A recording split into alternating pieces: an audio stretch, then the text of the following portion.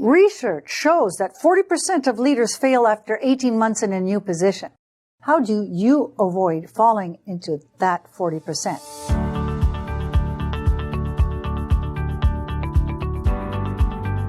The biggest cause of derailment, it's not a lack of team skills. It's not a lack of relationship skills. It's not a lack of business knowledge or industry experience. The biggest derailer is the inability to adapt to an organization's culture. So how do you find out about an organization's culture? Culture is so intangible. If you ask a number of employees what is the organization's culture, you will get a vague answer, or someone might just restate the mission statement. Instead, ask how you are rewarded in the organization to be promoted, or what gets you demoted? What behavior limits your career? Ask for examples.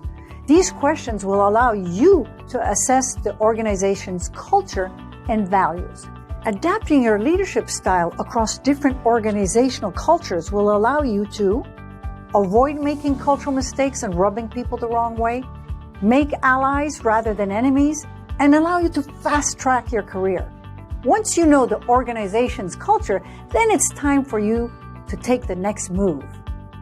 To see if you qualify for a complimentary strategy session, visit excellentexecutivecoaching.com.